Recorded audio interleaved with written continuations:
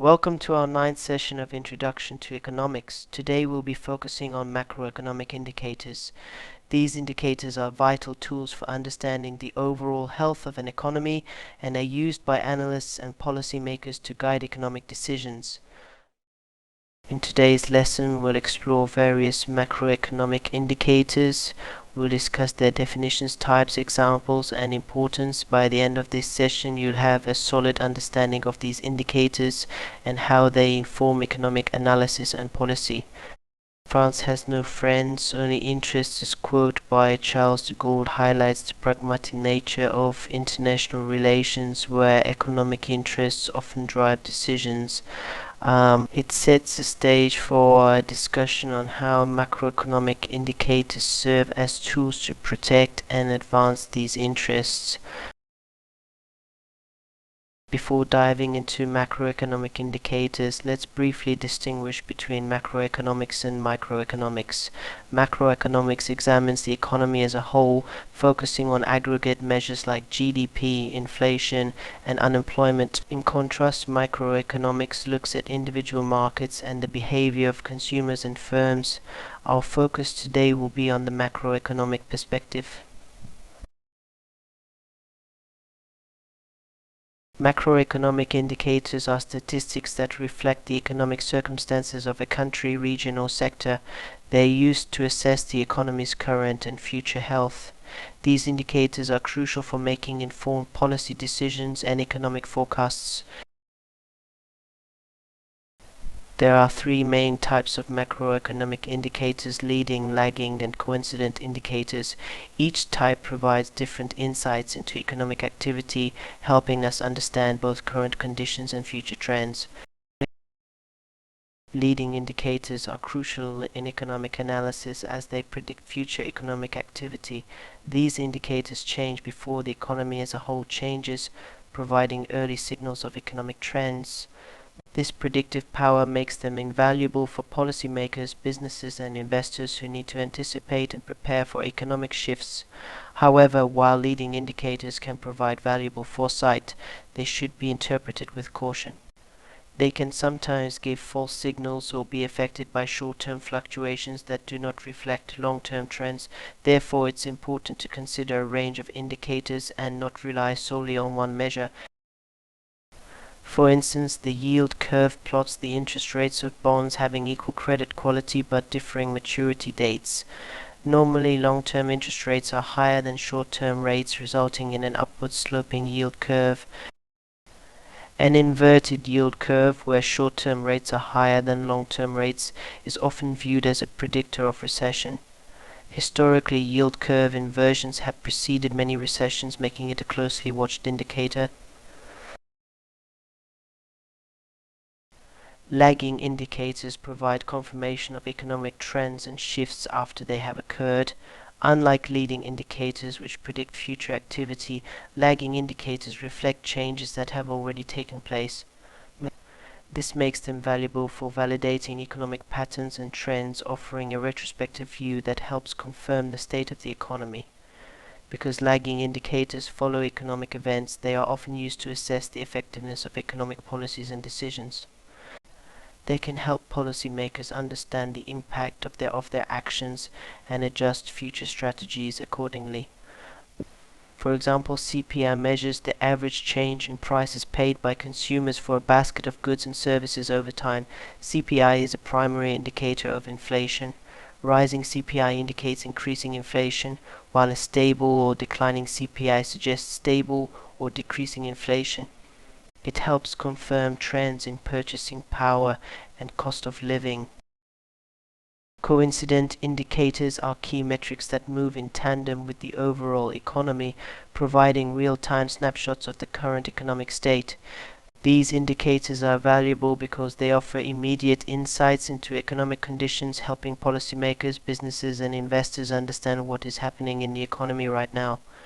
Coincident indicators are particularly useful for monitoring the health of the economy and making timely decisions based on the current economic climate. For example, retail sales reflect consumer spending, which accounts for a significant portion of economic activity. Strong retail sales indicate consumer confidence and spending power, while weak sales suggest economic uncertainty and reduced consumer expenditure. Economic indicators are essential tools for understanding and managing the economy. They offer a range of benefits but also come with limitations that must be carefully considered. Today we'll explore the pros and cons of using economic indicators to gain a comprehensive understanding of their role and reliability in economic analysis. Economic indicators can accurately forecast what is to come based on prevailing data. For example, leading indicators like the yield curve can signal potential recessions or economic expansions well in advance. Many economic indicators use publicly available information, making them accessible to a wide audience including policymakers, businesses, and the general public. Indicators like the Consumer Price Index, CPI, and unemployment rates are regularly published by government agencies and are readily available for analysis and decision-making. Economic indicators are often calculated using standardized processes, particularly when issued by government agencies. This standardization ensures consistency and comparability over time. GDP is calculated using a standardized methodology, allowing for consistent measurement of economic activity across different time periods and regions. Many economic indicators are released on a fixed, predictable cadence, allowing analysts to plan and anticipate new data releases. Many economic indicators are released on a fixed, predictable cadence, allowing analysts to plan and anticipate new data releases. On the other hand, economic indicators may not always accurately predict the future. They are based on current and past data, which might not fully capture future economic dynamics. Indicators rely on many assumptions, some of which may be unpredictable or flawed. These assumptions can affect the accuracy and reliability of the indicators. Economic indicators can be open to interpretation, and different analysts might draw different conclusions from the same data. A rise in interest rates might be interpreted as a sign of an overheating economy by some, while others might see it as a necessary step to curb inflation. Interpreting and understanding economic indicators still require expertise. Misinterpretation can lead to incorrect conclusions and misguided policies. Many macroeconomic indicators have benchmarks set by government agencies or other institutions. For instance, the Federal Reserve's target inflation rate is typically 2%. Policies are then enacted to achieve this target based on CPI measurements. This standardization helps in maintaining consistent and comparable assessments of economic conditions. Let's discuss some key macroeconomic indicators that are widely used to measure economic health. These include GDP, unemployment rate, inflation rate, interest rates, and balance of trade. Each of these indicators provides unique insights into different aspects of economy. Gross domestic product, or GDP, is one of the most crucial and comprehensive indicators of a country's economic health. GDP represents the total monetary value of all finished goods and services produced within a country's borders in a specific time period, typically measured on a quarterly or annual basis. This measure includes everything from consumer purchases and business investments to government spending and net exports. GDP growth is a primary indicator of economic health. An increasing GDP indicates a growing economy with more production and consumption, while a declining GDP signals economic troubles and potential recession. GDP allows for the comparison of economic productivity and living standards between countries. It helps to understand which countries are growing faster and which are lagging. Policymakers use GDP data to formulate economic policies. For instance, in response to declining GDP, a government might implement stimulus measures to boost economic activity. The unemployment rate is the critical macroeconomic indicator that measures the percentage of the labor force that is jobless, actively seeking employment, and available to work. It's a key gauge of labor market health and economic well-being. Understanding the unemployment rate helps policymakers, businesses, and analysts to assess the current state of the economy and make informed decisions. Usually, the unemployment rate is calculated by dividing the number of unemployed individuals by the total labor force and multiplying the result by 100. Usually, the labor force includes all people aged 16 and over who are either employed or actively seeking employment. The major significance of the unemployment rate lies in the fact that low unemployment rate usually indicates a healthy economy with ample job opportunities, while a high unemployment rate suggests economic distress and underutilization of labor force. For instance, during the periods of economic expansion, such as the late 1990s in the United States, the unemployment rate often falls, reflecting strong job growth. Also, unemployment rate influences government and central bank policies such as fiscal stimulus or adjustments in the interest rates to stimulate unemployment. To stimulate employment, excuse me. High unemployment rate can lead to social issues such as an increased poverty, reduced consumer spending, and higher crime rates. Addressing unemployment is crucial for maintaining social stability. However, one of the major limitations of unemployment rate is that it does not account for underemployment, where individuals are working part-time but desire full-time work or are overqualified for their current positions. For instance, a skilled engineer working as a retail cashier would be considered employed, but their potential is underutilized. Also, the unemployment rate excludes discouraged workers who have stopped looking for work due to lack of job prospects. For instance, during the prolonged recession, some people who are unemployed may give up their job search entirely, and they would not be reflected in the unemployment rate.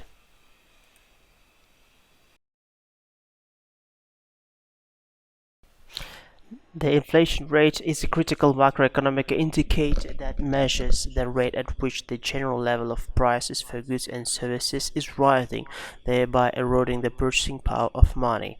Understanding inflation is essential for policymakers, businesses, and consumers as it directly impacts economic stability, living standards, and financial planning. Mm, the main significance of the inflation rate is presented in the fact that it erodes the purchasing power of money, meaning that as prices rise, each unit of currency buys fewer goods and services. For instance, if the inflation rate is 3% annually, what costs 100 today would cost 103 dollars next year, reducing the amount of consumers that can buy these products with the same amount of money they had in the previous year. Central banks such as Federal Reserve closely monitor inflation to adjust monetary policies. Their goal is often to maintain a moderate inflation rate to ensure price stability and economic growth. For instance, the Federal Reserve might raise interest rates to cool down the overheated economy and reduce inflation, or lower rates to stimulate spending and investment when inflation is too low.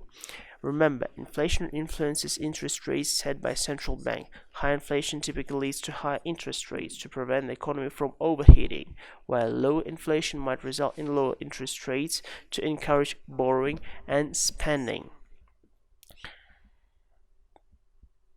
Why inflation matters? The reason is that businesses and governments need to account for inflation when planning budget, pricing strategies, and long-term investments. For instance, companies might adjust their pricing strategies or wage policies to account for expected inflation, ensuring they can maintain profitability and competitiveness. Remember, inflation rate is a crucial economic indicator that impacts every aspect of the economy, from individual purchasing power to broad monetary and fiscal policies.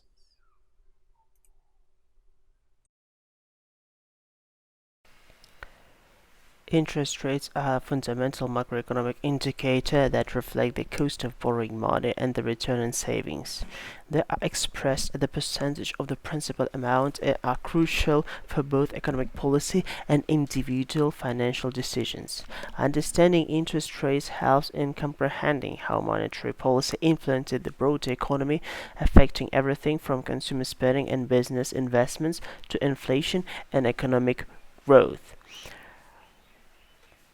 The main significance of interest rates lies in the fact that interest rates influence economic activity by affecting borrowing costs. Lower interest rates make borrowing cheaper, encouraging spending and investment, while higher make borrowing more expensive, slowing down economic activity. For example, during the COVID-19 pandemic, the Federal Reserve cut interest rates to near zero to stimulate economic activity by making borrowing cheaper for consumers and businesses. Also, central banks use interest rates indicated as a tool to control inflation.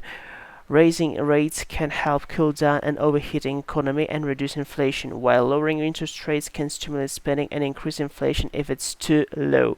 To combat high inflation, central bank might raise interest rates, making borrowing more expensive and reducing economic spending and business investments. Also, interest rates affect investment decisions by influencing the return on savings and the cost of financing investments. Just an example. High interest rates might attract more saving into fixed economy income investments like bonds, while lower interest rates might encourage investors to seek higher returns in the stock market or real estate.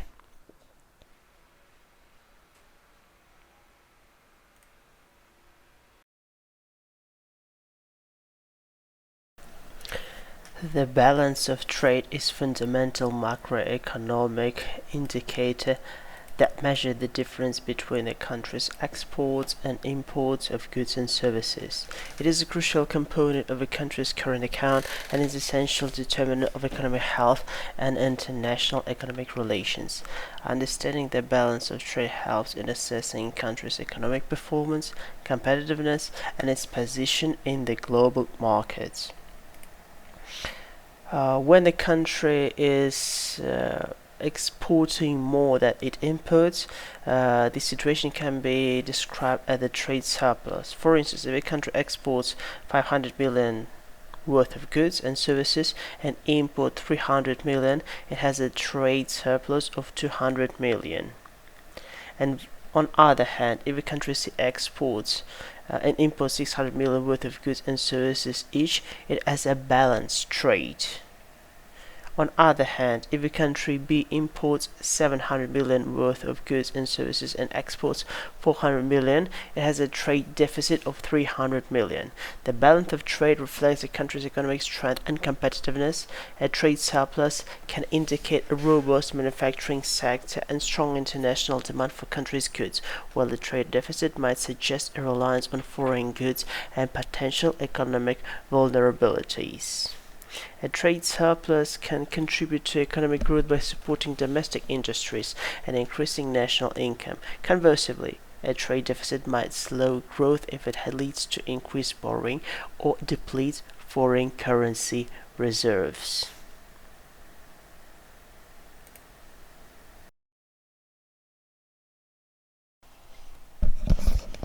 One of the most interesting concepts I would like to drag your attention to is correlation and its difference from causation.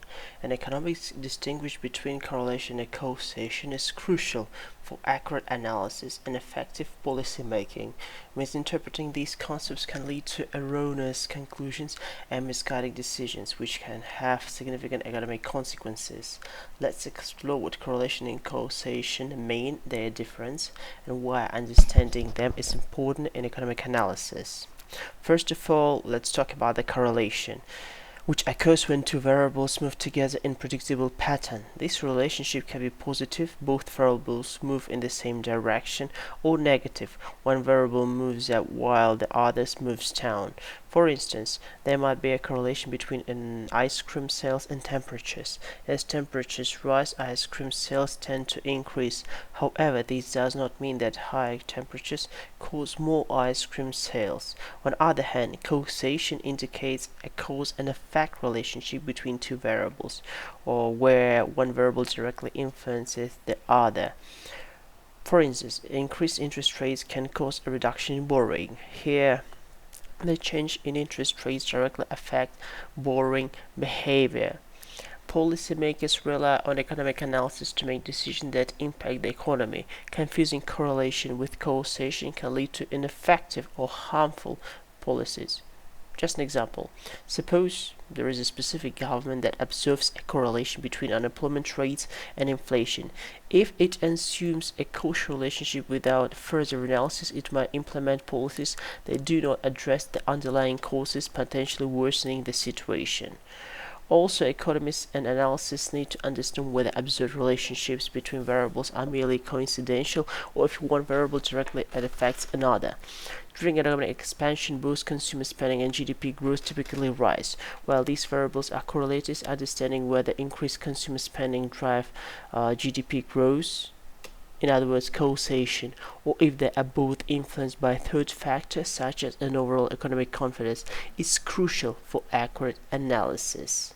Remember, understanding the distinction between correlation and causation is fundamental in economic analysis and policy making. While correlation can indicate a potential relationship between variables, establishing causation requires rigorous analysis and consideration of confounding factors, reversal causation, and temporal sequences.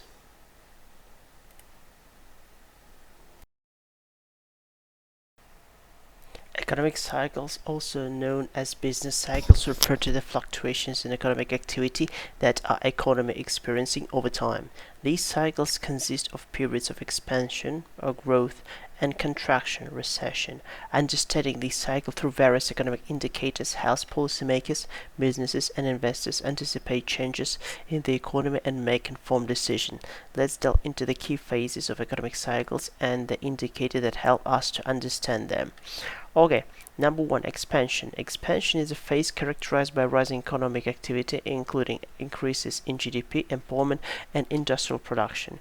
During expansion, leading indicators such as consumer expectations, stock markets, trends, and new housing permits tend to rise. Coincident indicators like GDP growth, employment levels, and retail sales also show positive trends. Just an example, in the late 1990s in the United States of America, economy experienced significant expansion with robust GDP growth, low unemployment, and booming stock market driven by technological innovation and consumer confidence.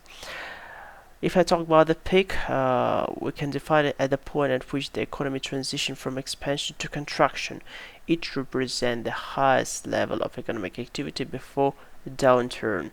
Identifying a peak in real time is quite challenging, but lagging indicators such as interest rates, which may start to rise as central banks aim to curb inflation, and high employment rates, can suggest that the economy is at or near its peak.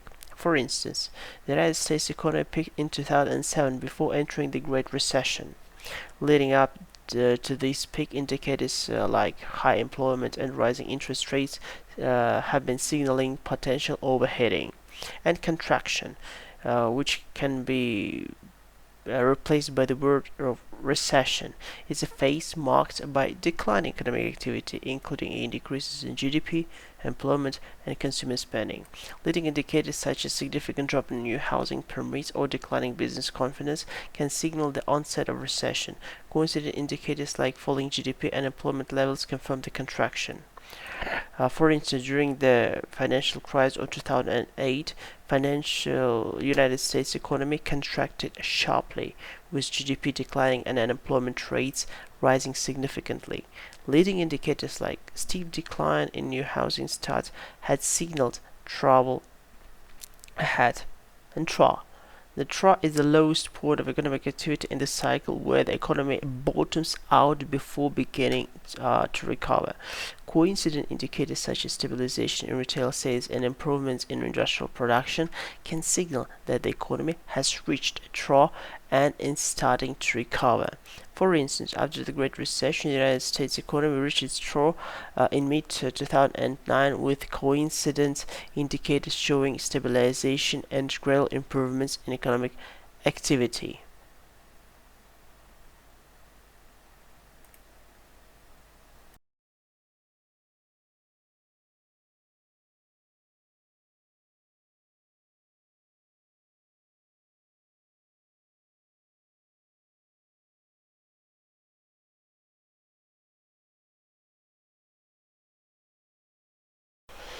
After familiarizing ourselves with the basic concept of the major economic indicators, I want you to do your own analysis of the case that took place roughly 3-4 years ago that hit the world in every point of our globe, which is the pandemic of COVID-19. Try to understand which economic indicators have been signaling the phase the economy have been at during this period of time.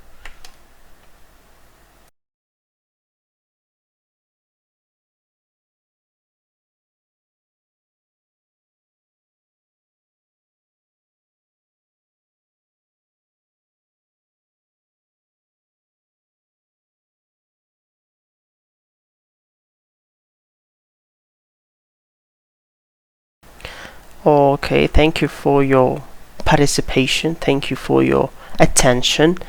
If you have any questions, don't hesitate to contact me via this email address. Many thanks. Have a nice day.